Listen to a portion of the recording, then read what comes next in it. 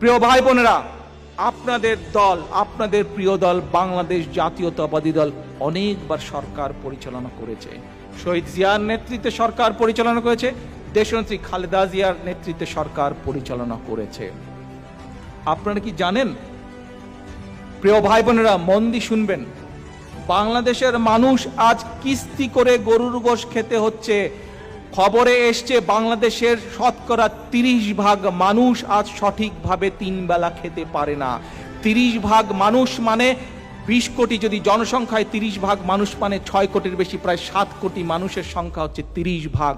অর্থাৎ ইউকের জনসংখ্যা 7 কোটি, সমগ্র ইউকের মানুষ যদি আমরা ধরি ঠিকভাবে 3 বেলা খেতে পাচ্ছে না।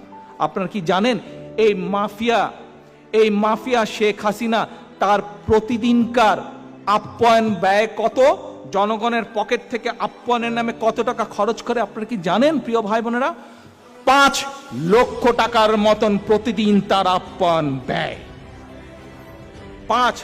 যেই দেশের মানুষ 30% মানুষ খেতে পায় না ঠিকভাবে 3 বেলা, যেই দেশের মানুষ কিস্তি করে বাজার করে, কিস্তি করে জিনিস কিনতে হয়, কিস্তিতে ক্রেডিটে অল্প অল্প করে জিনিস কিনে, যেই দামের জিনিসের দাম 100 টাকা, হয়তো আজকে 10 টাকা দিল, কালকে 5 টাকা দিল, কিস্তি করে কিনে, সেই দেশে এই শেখ হাসিনা মাফিয়ার নেত্রী প্রতিদিনকার তার আপ্যায়ন ব্যয় প্রায় 5 লক্ষ টাকা বাংলাদেশি টাকায়। 2022-23 সালে প্রধানমন্ত্রীর কার্যালয় আপনারা জানেন কত টাকা বাজেট থেকে বরাদ্দ করেছে? এটি কোনো উন্নয়ন ডেভেলপমেন্ট মিনিস্ট্রি না, শুধু একটি প্রশাসনিক অফিস। এটা সেখানে বরাদ্দ করা হয়েছে 5,500 কোটি টাকারও বেশি। 5,500 কোটি টাকা, অর্থাৎ প্রতিদিনকার হিসাবে যদি আসে 10 কোটি টাকারও বেশি জনগণের অর্থ সম্পদ লুটপাট করছে। আজকে এখানে যে কয়টা মানুষ আপনারা উপস্থিত আছেন, যারা দেখছেন, সবাইকে আমি বলে দিতে পারি, আপনারা লিখে রাখতে পারেন, যেদিন জনগণের সরকার প্রতিষ্ঠিত হবে, এই 10 কোটি টাকা যে প্রতিদিন, এর কোনো হিসাব কেউ খুঁজে দিতে পারবে না, কোনো হিসাব নাই। এইভাবে তারা জনগণের সম্পদ লুট করছে।